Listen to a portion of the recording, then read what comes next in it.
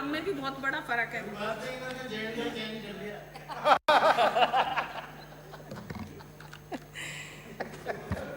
सम्माननीय सभापति महोदय,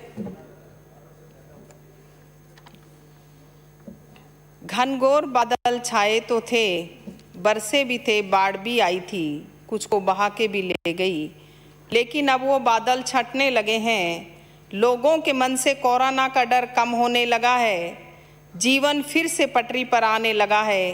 राजस्थान सरकार की सूझबूझ से सब कुछ पहले जैसा लगने लगा है, यही कांग्रेस सरकार की देन है। सम्माननीय सभापति महोदय,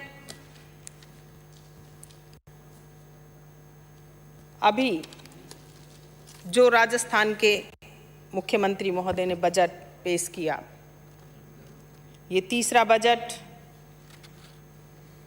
एक सर्वगुण संपन्न बजट कह सकते हैं, जिसे ऐसा कोई वर्ग नहीं है जिसका कि बजट में जिक्र नहीं किया गया हो।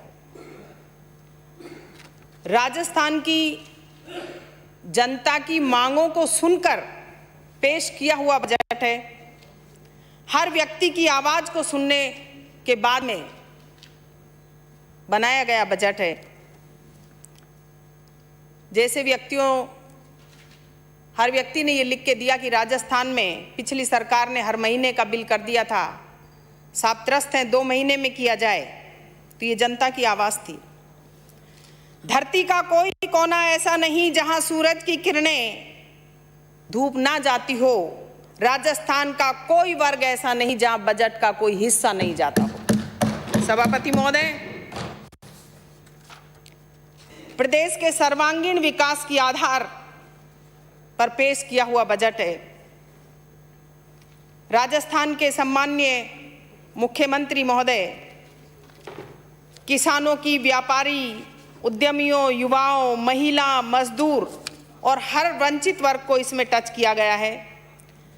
प्रदेशवासियों के जीवन को खुशहाल बनाने वाला बजट राजस्थान का बजट है। विधानसभा से जब बजट भाषण समाप्त होने के बाद निकलने लगे, मुझे खुशी है कि विपक्ष के विधायक महोदय भी बात कर रहे थे कि मेरे क्षेत्र में भी काम दिया गया है। वाह, क्या बजट है! क्योंकि पिछले साल में पूरे 5 साल रही कांग्रेस पार्टी से महिला एक थी विपक्ष में, और महिला मुख्यमंत्री होने के बाद पूरे 5 वर्ष में बजट में एक काम, कोई एक छोटी सी घोषणा 1 रुपये की भी की हो तो मेरा चैलेंज है इस सदन के अंदर नहीं। सबसे बड़ी बात है, बोलने दें उनको, कि चारों विधायक जो इस सदन नहीं, इस दुनिया को छोड़कर चले गए, उनको अमर करने का नाम राजस्थान के मुख्यमंत्री महोदय ने किया है। चाहे किरण माहेश्वरी जी हो, शक्तावत जी हो, चतुर्वेदी जी हो, भंवरलाल मेघवाल जी हो, और उससे भी बड़ा काम सभापति महोदय कि लड़कियों का कॉलेज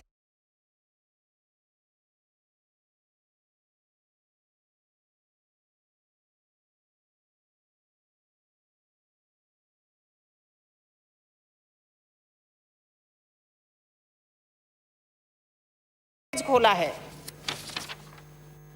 कितना बड़ा धर्म और कर्म है कि विद्या के मंदिरों की घोषणा करी है मुख्यमंत्री महोदय ने। जब तक ये धरती और दुनिया रहेगी, ये विद्या के मंदिर में कन्याएं ज्ञान ग्रहण करके जाएंगी और उनका नाम यहां से जाने के बाद भी अमर करने का काम राजस्थान के मुख्यमंत्री महोदय ने किया है। सभापति महोदय, ऐसी सोच बीजेपी की नहीं है। इसके लिए राजस्थान के मुख्यमंत्री जो जन के सेवक हैं, धन्यवाद के पात्र हैं।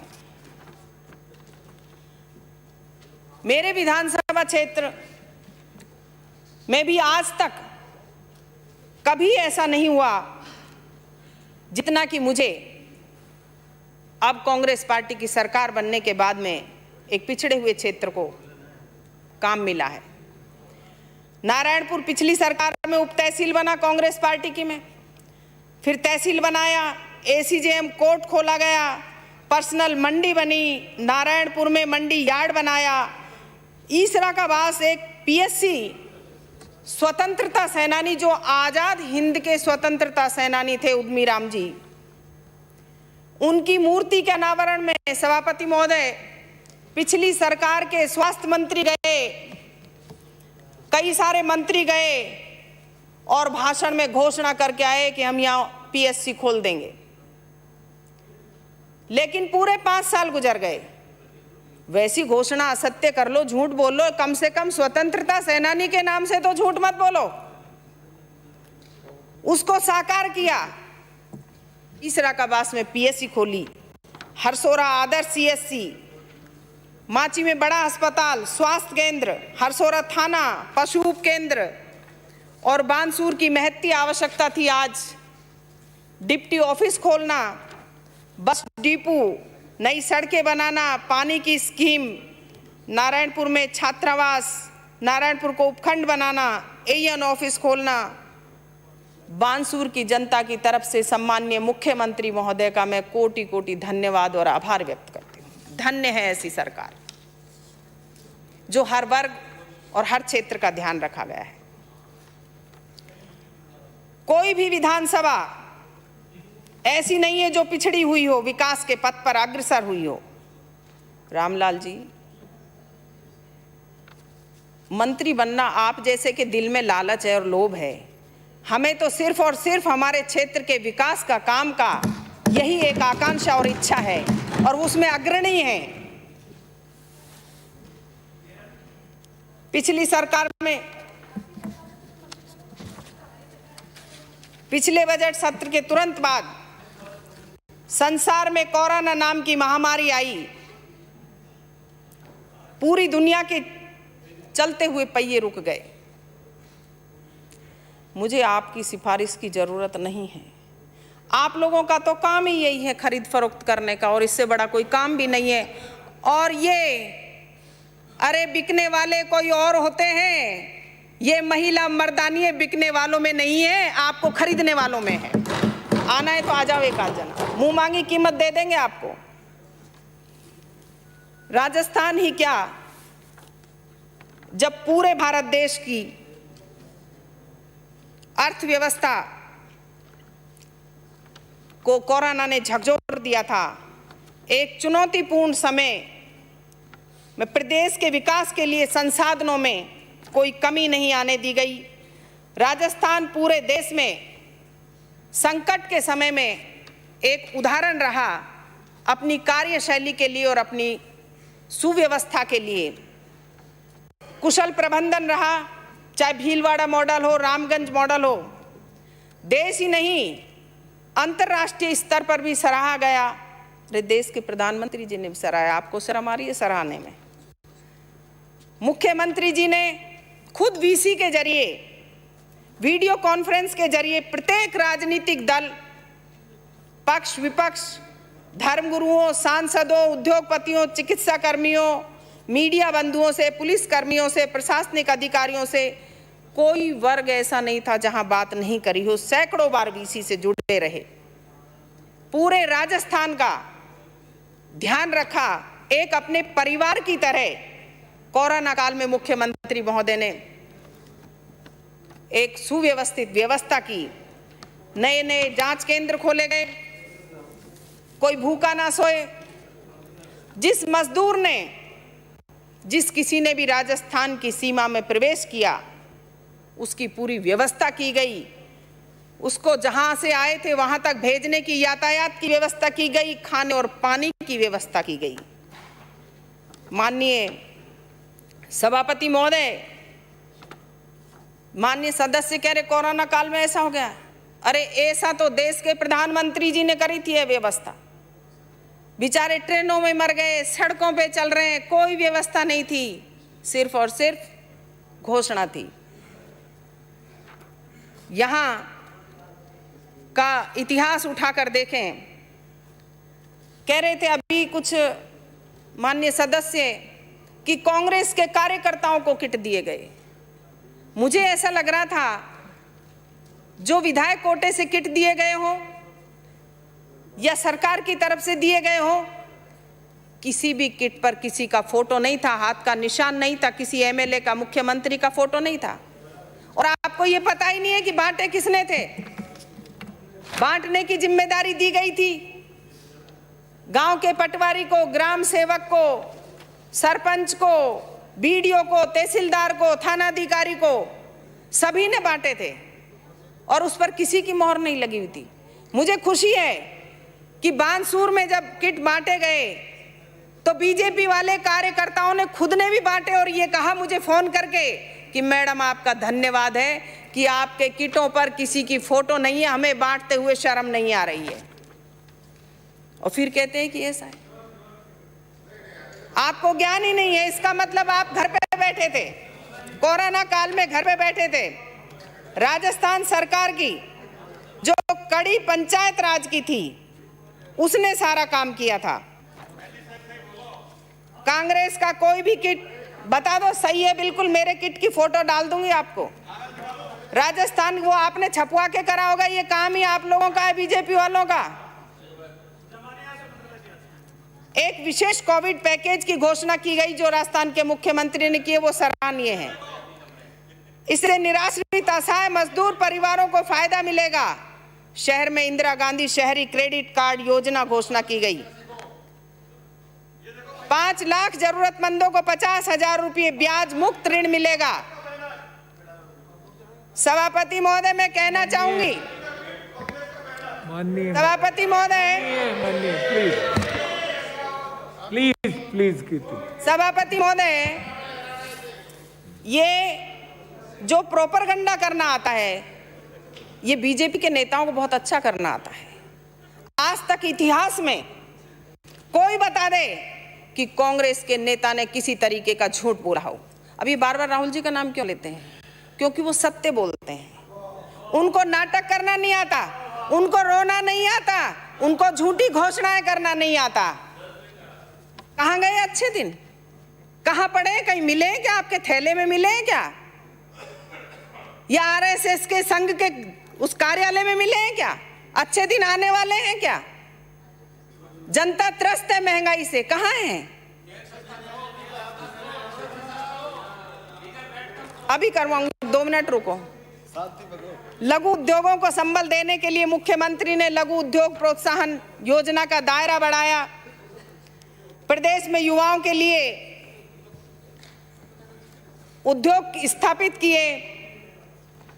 5 लाख रुपए तक के लिए स्टार्टअप सहायता की राशि की घोषणा की। आगामी वर्ष में विद्यार्थियों को कक्षा 8 तक के बच्चों को और 6 से 8 तक विद्यार्थियों को पाठ्यक्रम और यूनिफॉर्म निःशुल्क दी जाएगी। ये बहुत बड़ी घोषणा है ग्रामीण क्षेत्र के लिए। महात्मा गांधी नरेगा योजना में पिछड़े क्षेत्र में, जनजाति के क्षेत्र में 100 दिन की बजाय 200 दिन का रोजगार देने की घोषणा की। ये सराहनीय कदम है। पहला सुख निरोगी काया हो, निःशुल्क दवा योजना हो, आयुष्मान भारत हो, निरोगी राजस्थान अभियान हो। कितने नए मेडिकल कॉलेज खोले गए हैं, डॉक्टर्स, नर्सेज की भर्ती की गई है। पिछली सरकार में तो किया ही नहीं था सब कुछ भी। नए नर्सिंग कॉलेज खोले हैं, मेडिकल कॉलेज खोले हैं, जिसमें राजस्थान पहले स्थान पर है देश में पूरे में। यूनिवर्सल हेल्थ कवरेज लागू किए गए हैं। राज्य के प्रत्येक परिवार को चिकित्सा के लिए बीमा योजना लागू की गई है। संविदा कर्मी और लघु उद्योगों के लिए 50% पर सरकारी निजी चिकित्सालय संस्थाओं में इलाज हेतु सुविधा उपलब्ध कराई जाएगी। 7 संभाग में पब्लिक हेल्थ केयर खोलने का कार्य एक ऐतिहासिक कार्य है। मुख्यमंत्री निःशुल्क जांच योजना, हब एंड स्पोक मॉडल अपनाकर जांचों की पीएससी और सीएससी जिला अस्पताल सभी पर संख्या बढ़ाई गई है। महात्मा गांधी चिकित्सालय भीलवाड़ा में और सभी में बेड बढ़ाए गए हैं। राजस्थान को स्वस्थ रखने के लिए स्पेशलिटी हो, चाहे न्यूरोलॉजी, नेफ्रोलॉजी और कार्डियोलॉजी सभी विभाग जयपुर एसएमएस में और कई जिलों में प्रारंभ किए जाएंगे। ये बहुत सराहनीय कदम है। नए नए इंस्टीट्यूट खोले जाएंगे। राजस्थान के हर क्षेत्र में रोजगार और विकास की जो ये धारा चली है, ये एक सराहनीय नया कदम है। चाहे यूनानी, होम्योपैथिक, नेचुरोपैथिक, आयुष, इन सभी को विकास के लिए नए संस्थान खोले जाएंगे। उप जिला परिवहन कार्यालय खोला जाएगा। कस्तूरबा गांधी आवासीय विद्यालय खोले जाएंगे। इंग्लिश मीडियम विद्यालयों की लोकप्रियता बढ़ाने के लिए 5000 से अधिक आबादी वाले सभी जगह विद्यालय खोले जाएंगे। ये पक्ष और विपक्ष इसमें नहीं देखा। ये कितनी बड़ी बात है, एक राजस्थान के मुख्यमंत्री महोदय की सहृदयता है। ये विकास की नज़र है कि उन्होंने कोई तय नहीं किया, कोई गाइडलाइन तय नहीं करी, एक जनसंख्या के आधार पर खोला जाएगा। 600 विद्यालयों में कृषि संकाय खोला जाएगा। गांधी दर्शन म्यूजियम बनाना, मूक बधिरों के लिए तकनीकी शिक्षा को बढ़ावा देने के लिए बेरोजगारी भत्ता बढ़ाना हो। सभी प्रतियोगी परीक्षाओं में भाग लेने वाले परीक्षार्थियों को रोडवेज में निःशुल्क यात्रा करना कितनी बड़ी बात है। कई बार परीक्षा देने जाएगा बालक तो उसको उधार पैसा मांगना पड़ता था, किसी ना किसी से लेकर के तब वो जाता था।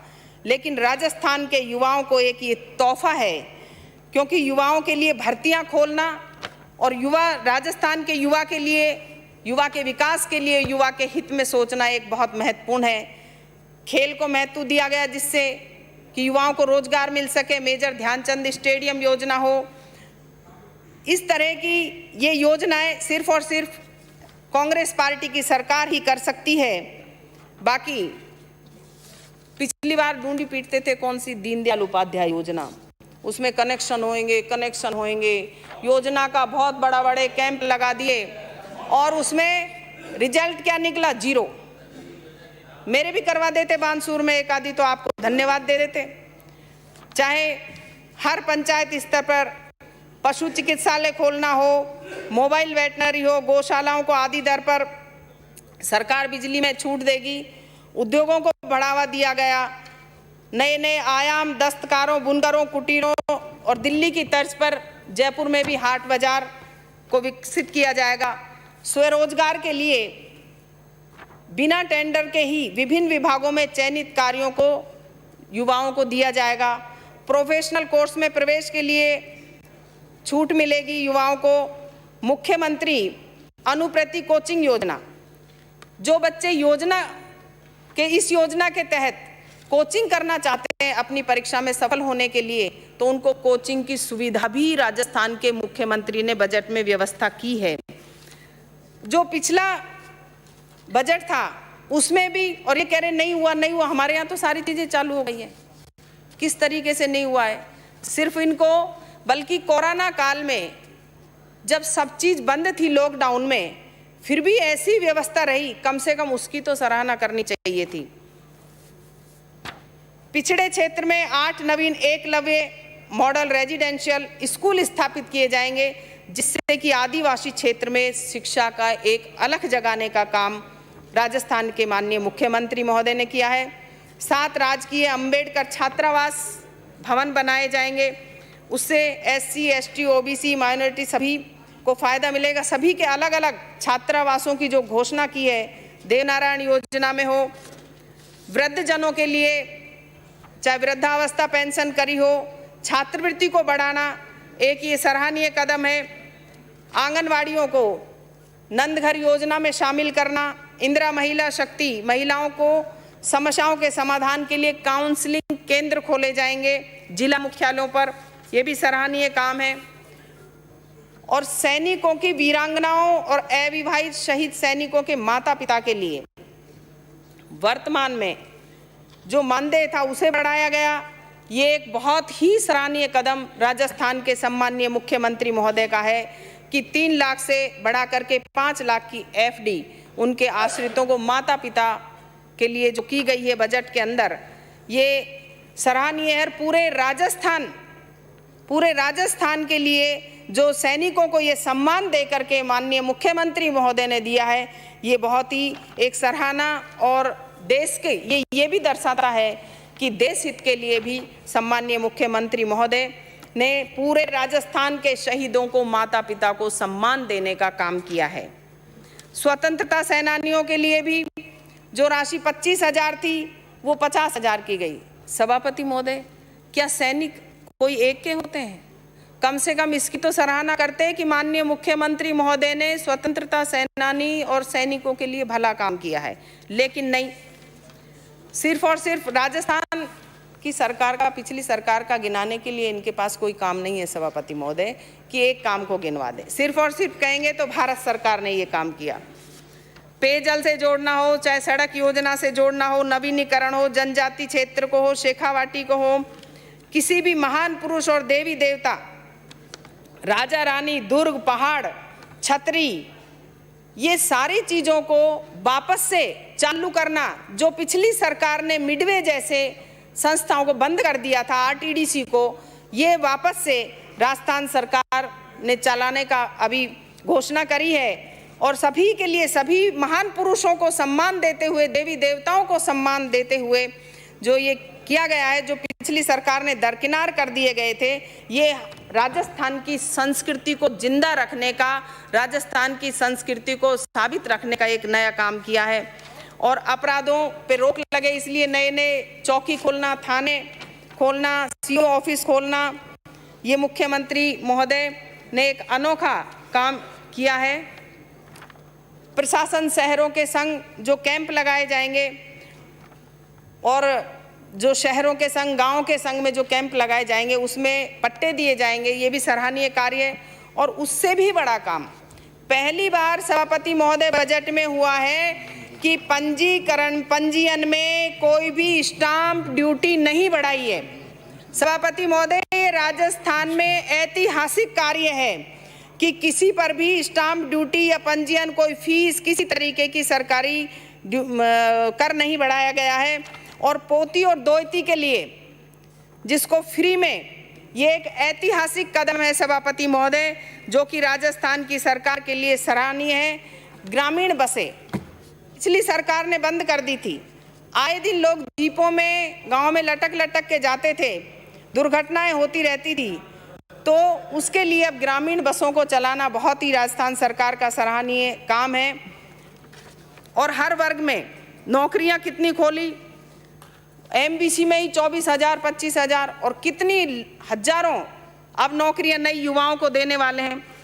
क्या राष्ट्रभक्त की बात करते हैं कई बार सभापति महोदय, ये कहते हैं कि साहब 70 साल में क्या किया। थोड़ा सा मैं सभापति महोदय, इनको शायद पता ही नहीं है कि 70 साल में क्या किया।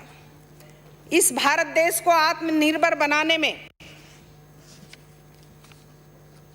क्या हुआ, कैसे हुआ, ये इन्हें पता ही नहीं है कि जिस हालत में भारत देश आज़ाद हुआ था, सिर्फ और सिर्फ इनको एक काम आता है सभापति महोदय, राष्ट्रभक्ति नहीं की, देशभक्ति नहीं थी। वर्तमान में देश के प्रधानमंत्री महोदय बस भाषण दे देंगे, हाँ भाइयों ऐसा है, काला धन भी आएगा, महिलाओं के खाते में पैसा भी आएगा, किसानों को नीम का खाद भी मिलेगा, बहुत आय किसानों की दुगनी हो जाएगी, इतने अच्छे दिन आएंगे कि शायद ऊपर से रुपये की बरसात होगी। लेकिन मुझे ये बता दें कि पूरे 7 वर्षों में एक भी कोई काम नया किया हो। क्या किया है मैं बता दूं, छोटा सा उदाहरण सभापति महोदय। अभी पिछली बार माननीय एक सदस्य बोल रहे थे कि अजमेर को ख्वाजा की नगरी से नहीं जानते, चौहान साहब नगरी से भी जानते हैं। लेकिन यस करने वाले भाई माननीय सदस्य, मैं पूछना चाहती हूं कि उससे पहले वो ब्रह्मा की नगरी भी है, वो सावित्री की नगरी भी है, वो कहां चले गई? लेकिन नहीं, सिर्फ राजनीति करने के लिए वहां ब्रह्मा का पुष्कर मंदिर ही नहीं है ना। वो तो शायद पहले वो आ गए थे सारे लोग, पुष्कर और ब्रह्मा ये तो बाद में आए थे।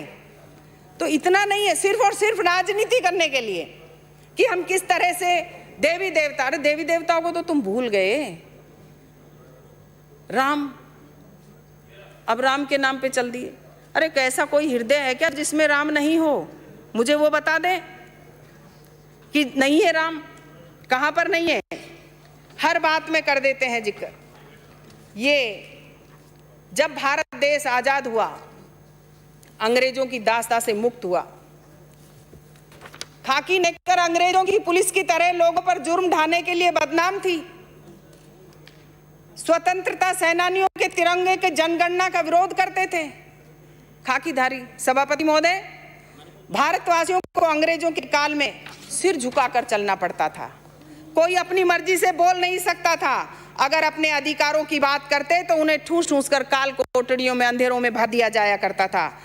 आजादी के दीवाने सरदार भगत सिंह हो, सुभाष चंद्र बोस हो, अताउल्ला खान हो, चंद्रशेखर हो, कनक लता हो, कस्तूरबा हो, मातंगनी हो, इतने हजारों लाखों क्रांतिकारियों की कुर्बानी से उन्होंने अपने लहू से इस धरती माता को, इस भारत को तिलक करके आजादी दिलवाई थी। सभापति महोदय, उस दास्ता से मुक्त होने के बाद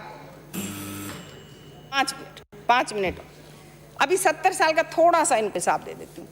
आजाद भारत खोखला था, एक चुनौती थी। वह भारत आज का नहीं था, बल्कि घायल और करहाता हुआ, नफरत से भरा हुआ, खंड खंड लुटा पिटा टुकड़ों का निर्धन छोड़ा गया भारत था। एक बच्चे की तरह पाल पोस कर टुकड़ों में बटे हुए भारत को सरदार वल्लभ भाई पटेल जी ने एक सूत्र में पिरोया, बिना खून खराबा किए हुए अखंड भारत का निर्माण किया। मैं बताती हूँ 70 साल में क्या किया। देश की शासन प्रणाली, कानून व्यवस्था भीमराव अंबेडकर जी को सौंपी गई, जिसका लिखित में मजबूत संविधान बना। देश को नया रंग रूप मिला, आधुनिक भारत मिला, निरक्षर से साक्षर हुआ, जहां सुई नहीं बनती थी। सभापति महोदय, कांग्रेस पार्टी की सरकार का राज था। जहां ऊंट गाड़ी और बैलगाड़ी चलती थी, वहां से उठकर के उपग्रह तक अंतरिक्ष में राकेश शर्मा से जब पूछा गया कि मेरा भारत देश कैसा लगता है, तो उसने कहा सारे जहां से अच्छा हिंदुस्तान हमारा लगता है। ये भारत देश के कांग्रेस पार्टी की सरकार ने किया 70 साल में। पिछड़ी जातियों को आरक्षण देकर के समान लाभ दिया गया, समान अधिकार दिया गया। धन्यवाद है पंडित नेहरू जी का। विश्व का सबसे बड़ा भूमि सुधार कानून लागू किया गया। ये किया जो सरकार की सद्भावना को प्रकट करता है। राष्ट्र संत विनोबा भावे के भूदान आंदोलन ने गरीब मजदूर खेतीविहीन किसान को भूमि का पुनर्वितरण करवाया गया। योजना आयोग बना गया, नीति आयोग बनाया गया। खाने पीने के सामान के लिए विदेशों की तरफ ताकना पड़ता था। सभापति महोदय, हरित क्रांति लाए लाल बहादुर शास्त्री जी ने, अर्थव्यवस्था को संभाला और एक दिन का उपवास करने के लिए कहा। किसी देश की तरक्की के लिए पैमाना उसकी अर्थव्यवस्था मानी जाती है। प्रधानमंत्री मनमोहन सिंह जी ने आर्थिक मंदी की चपेट में था, उस समय मनमोहन जी ने उस समय एशिया में भारत देश का नाम किया। सभापति महोदय, अब क्या हो रहा है? डीजल पेट्रोल देख लो, महंगाई किस तरीके से बढ़ रही है। उस टाइम 61 था। बस 2 मिनट, बस समाप्त है। सभापति 1 मिनट। बिना भेदभाव मताधिकार दिया, 18 वर्ष के युवा को वोट डालने का अधिकार दिया, महिलाओं को पंचायत राज में भागीदारी दी, इंडियन एयरलाइंस का गठन किया, दुनिया का सबसे बड़ा पहला परमाणु ऊर्जा आधारित कार्यक्रम लॉन्च किया, एशिया में पहला न्यूक्लियर रिएक्टर प्रारंभ किया, परमाणु बम परीक्षण किया। क्या नहीं किया? सभापति महोदय, उदाहरण है इंदिरा जी का। आज ऐसे हो रहा है, देश के चारों तरफ अनाथ की तरह सेनाएं घेर रही हैं हमें, लेकिन एक दिन वो था, धन्य हो स्वर्गीय इंदिरा गांधी जी प्रधानमंत्री जी की लाखों की सेना को घुटने के बल हथियार झुकाकर टिका दिया था। वो थी, वो किया। अरे अटल जी की जब प्लेट लग रही थी, प्लीज, तो कांग्रेस सरकार बन गई थी, तो किसी ने कहा कि ये प्लेट को हटा दें, तो धन्य हो कांग्रेस पार्टी की जब भारत सरकार थी। नहीं, वो सम्माननीय है, हमारे देश के प्रधानमंत्री, उनकी प्लेट नहीं हटानी चाहिए। और जब उन्होंने शपथ ग्रहण की, अटल जी ने ये कहा कि जो मेरे से पहले सरकार ने काम किए, उसी से आज देश विकास की सीढ़ी पर खड़ा है। इसे आगे ले जाने का काम मैं करूंगा। एम्स बनाना हो, ITI हो। Please conclude as fast as possible because now the next. थोड़ा सा सभापति महोदय, राजस्थान ही है, इसमें राजस्थान ही है। चाहे राजस्थान में पश्चिम बंगाल का अकाल हो, जो देश में 25 सांसद दिए हैं माननीय प्रधानमंत्री जी को, उन्होंने क्या किया? नोटबंदी की, माननीय महंगाई की, खाते में पैसे श्री डाले, मदन क्या नहीं दिलावर। किया? सभापति महोदय, मैं 2 लाइन बोलकर कंक्लूड कहना चाहूंगी, जनता कह रही है देश के प्रधानमंत्री जी से, सत्ता को देख कर ना घमंड कर। माननीय सभापति ये महोदय, वक्त की नजाकत है, एक दिन ये जरूर दूर चली जाएगी। आज ये माननीय है, सभापति फिर कोई और महोदय, आएगा।